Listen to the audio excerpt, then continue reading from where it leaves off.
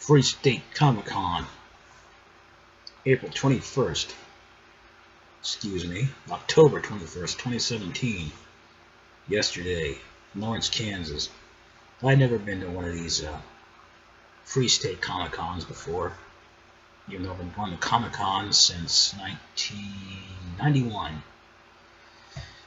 Anyway, I finally made it out there with my brother, and I got some stuff here.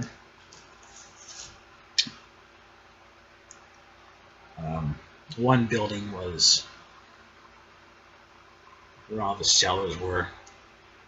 Another building was where the artists and writers were. And we didn't go into that one because there wasn't anybody there that we wanted to meet.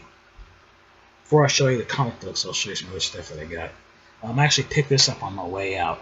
I asked, it was on the table. I said, "Is that free?" He said, "Yeah, it is," so I got and grabbed one. And I plan on going to see this actually next weekend or maybe the week after. Hopefully we still be playing. I think I've only seen it advertised once on TV. It didn't get it hasn't gotten very much. They haven't been promoting it very well. But it looks like this is the first Jackie Chan movie that's come out in quite some time. That, well, the first one released in U.S. theaters in a long time that I've actually been wanting to see. You know, it's Jackie Chan. It's not him teaming up with somebody that I don't care about. It's not a comedy. R-rated. So, fingers crossed.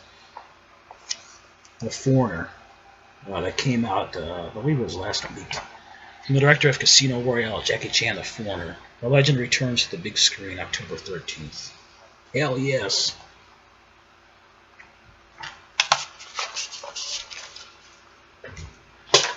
And I looked at the action figures. Saw a well, yeah, I got some Trendmasters Godzilla figures over there, but this is I didn't have this particular one, but Diller wanted $20, and I didn't want to spend that much. But another guy had some loose WWE figures for $2 each. And at first, I just saw this one. Well, I noticed he had Kurt Angle, and Chris Jericho, and Rikishi, and I wasn't interested in those. But well, this looks like Undertaker, and I thought, well, this is not my favorite phase of the Undertaker's career. This is his American, what do you call it, American Badass. And I remember him wearing the bandana, but I don't remember. I wasn't watching wrestling back then.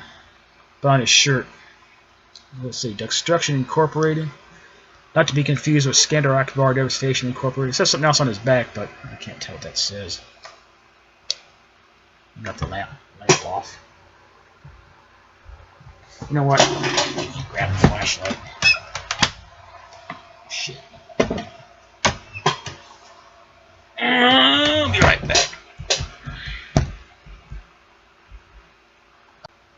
Okay, I had to get my flashlight. Look on the back of it. It says A Decade of Destruction. So $2, and then I thought, well, what have we here? What the hell, they're so cheap. Since I got Undertaker, I might as well get his brother Kane. And I was never really a fan of Kane, but it'll look good on my shelf next to Undertaker. Next, I'll have to get a Paul Bear figure. Alright, out of comic books. I got 20 here. Not a lot for me. Usually, you know, I'm getting 50 and 60, but oh well. I didn't want to be in there all damn day. Actually, probably was in there for close to 2 hours.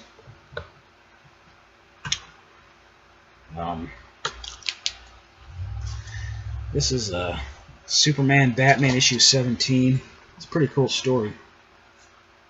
I don't remember exactly. It's like Superman and Batman are brothers, I think. But one of the early stories, it's got, yeah, one of the earlier stories in this particular arc. That's one of the early issues in this particular story. Has them meet up with Commandy. And there's actually a pretty cool scene where they Batman and Superman fight Jonah Hex and Scalp Hunter. This is, I mean, hell, there's Sergeant Rock. And on the very next page, somebody else shows up. Look at that. Jeb Stewart, Haunted Tank from GI Combat. What is this story called? Absolute Power. This is part 4.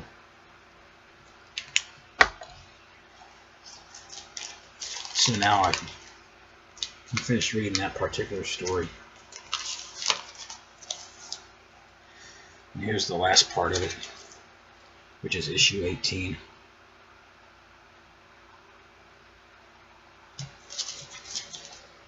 DC Comics presents one of my favorite on the series. Issue 61. Here he is, Superman and OMAC.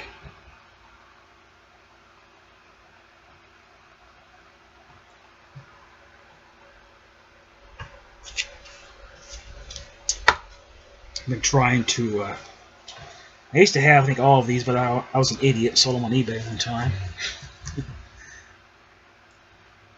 Trying to complete the run of the Avengers, I think it was Volume 3, the one started in the late 90s. Heroes Return. I've got issue 8.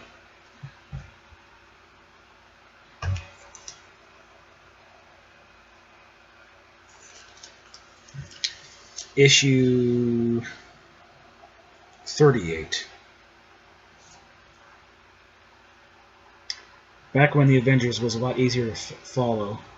And, you know, the internet relaunched the Mighty Avengers, and they got these Avengers and this Avengers and these X-Men and this X-Men, and oh shit, enough already. Damn it. That's why I don't borrow. That's why I don't follow new comics anymore. Too damn confusing. I found. Oh. All of these were, some were 25 cents, some are 50 cents, and some were $1. So, good deals. Those Judge Dredd ones are all IDW. This guy, I think these were 50 cents a piece. Buy 4 or more, he lets you have them for $1/4 a piece. So, I got. Again, this is the IDW Judge Dredd series. Issue 7.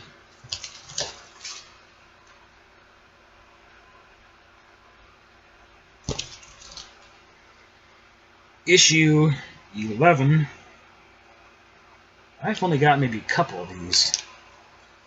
Even though I'm sure I mentioned in the previous, at least some of my previous videos, Judge Dredd being my absolute favorite comic book character ever since I bought issue 1 of Eagle Comics Judge Dredd series.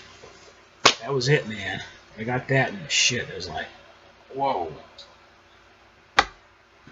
Been a fan ever since. Issue 16. There he is with, well, I was going to say Judge Anderson, but unless maybe they went ahead and, excuse me, I decided to use the, I don't remember what her name is, the young judge, cadet, rookie, which is from the Judge Dredd movie. What did I say this one is? Issue 18, I think. And here's something called Judge Dredd Year 1. I've heard of this, but I haven't read any of these. Issue 2. Again, man, I looked and I looked. I couldn't find any of the Judge Dredd complete case files. You know, the thick books that are reprinting the old stories in black and white. Man, I don't think I've seen one of those yet at Comicon. I don't know what the hell the deal is. I only have the first 4, so I got a long way to go. Judge Dredd Year 1, Issue 3 with a really cool painted cover.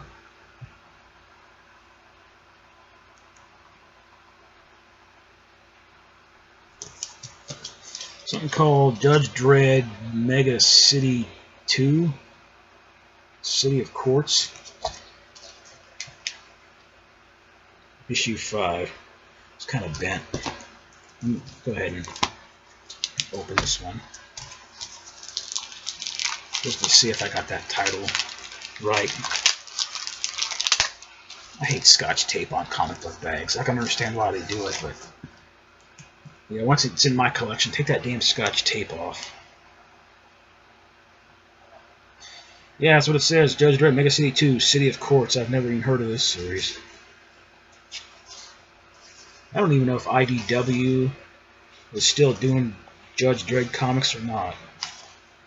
If they're still doing Godzilla comics, maybe they're not even around anymore. I don't know.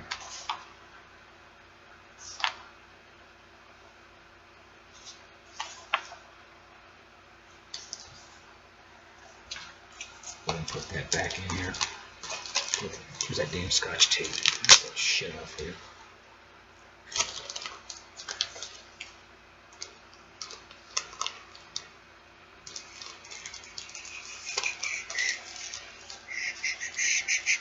Yeah, this was nice.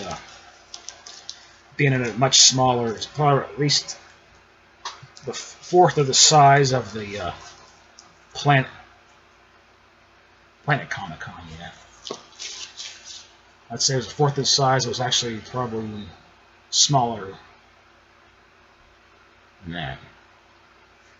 So it was nice to be able to get a lot more walking room and yeah, a lot easier to find. Well, it's not always easy to find what you're looking for. And you can't. A lot of times I go and most of the stuff I'm looking for, I end up not finding, or I do find it, but it costs more than I want to pay. Like, one dealer had some of the giant size Man Things, some other Man Thing comics had some really nice of the issues of the old Marvel Frankenstein series, but I just didn't want to pay $5 or more for each one. Well, I wasn't going to buy each one, but I thought about buying a few, but no. Okay, didn't get any of the Marvel Call comics today, but I got a Dark Horse Call the Hate Witch issue 1.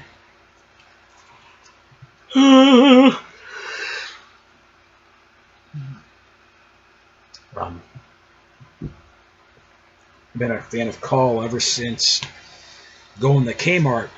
I think it was the summer of '81, and Kmart, man, I remember them seldom having any comics. I think I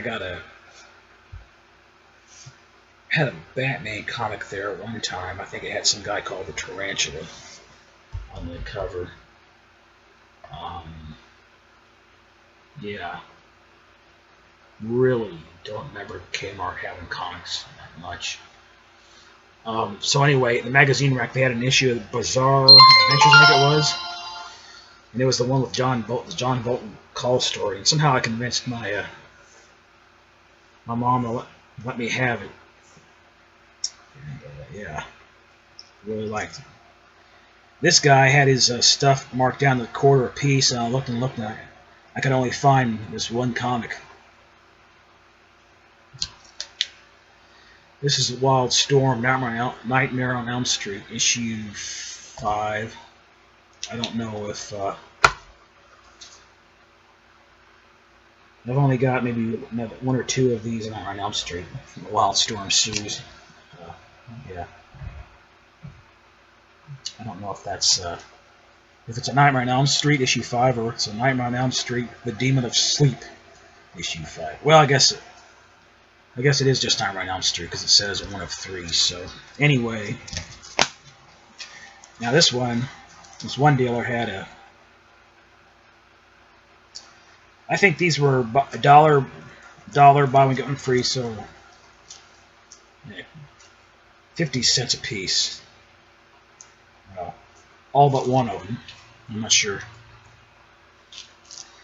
Anyway, they had a bunch of issues of Defenders, and I've been trying to find, like I said before in an earlier video, trying to complete the run of the Defenders, get all the ones that were not reprinted in Essentials.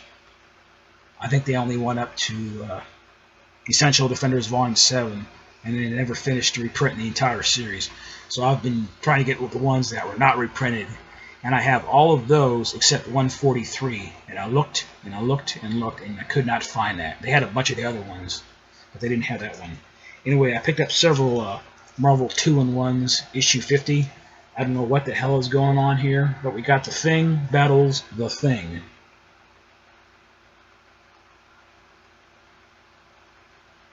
And I think I have volume 2 of Essential Marvel 2-in-1. You know, originally I just flipped through it and I was like, okay, I know Shang-Chi's, I can't remember how many times he was featured. I think he's just in there once. I got that one. And I know Man-Thing popped up in there twice. And I found both of those. They're here. And then I thought, oh, that's cool. That's good. I like that character. These old Marvel Bronze Age Horde characters. Here's issue 41 where he's teamed up with Brother Voodoo.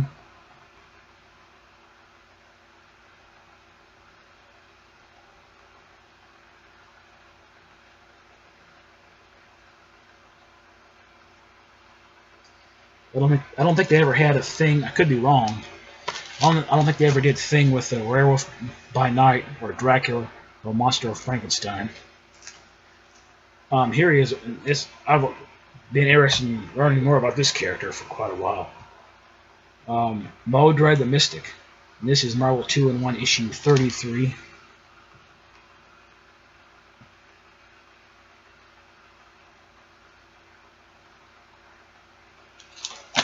Here are two mentioned Man-Thing appearances.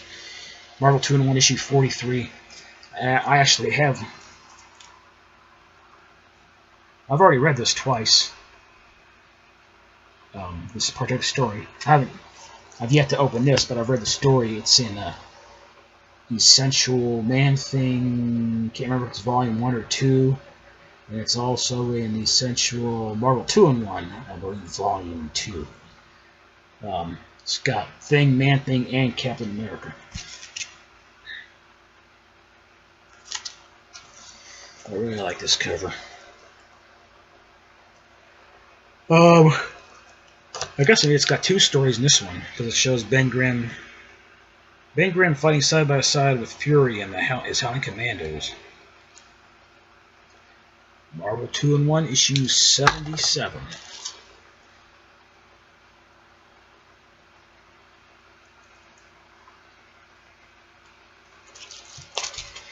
And nice to find these. Such a great price. It's a pretty good condition. So now I've got 3 more issues of Master of Kung Fu to get, and I will finally have the entire series. My brother's collecting the entire series, but he's doing it the easy way by buying the omnibuses. And some dealers had the old Marvel magazines, but I couldn't find any of the Deadly Hands of Kung Fu. I know they published those in an omnibus. I can't afford any omnibuses right now. Master of Kung Fu issue 31.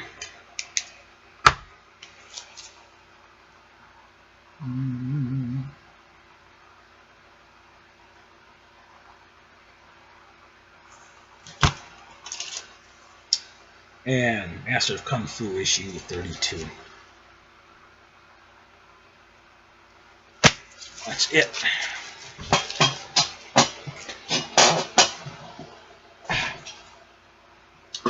Less than a month is Kansas City Comicon, Bartle Hall. It might be a little cheaper than it was last year. I'm not sure. Mike Grell's phone going off. Turn that down. Kind of annoying. Mike Grell's going to be there again. I didn't meet him last year because I didn't go last year because, well, it cost more than I went to attend, and I didn't have transportation at the time. But I'll most likely go this year. Meet him, and they're doing something to do with the 40th anniversary of the first Superman movie. It would be fun. It'd be enjoyable to sit on that panel to hear everybody talk But I don't know why the hell they're doing it this way. In order to do that, you've got to spend, I think it's around at least $130 frickin' dollars to get that. I mean, you get some other stuff, but man, I'd like to check that panel out, but I ain't spending that frickin' much money. Damn. It's going to be Margot Kidder. I already met her. Really nice. I got her autograph. Jack O'Halloran, the guy that played Non, is going to be there. Sarah Douglas, I think is her name. She played Ursa. She'll be there. Valerie Perrine, she won't be there. She's going to just come in on Skype, so I don't know why she can't make it. I like that movie. I just watched her in a movie with Terrence Hill that I liked a lot called Mr. Billion.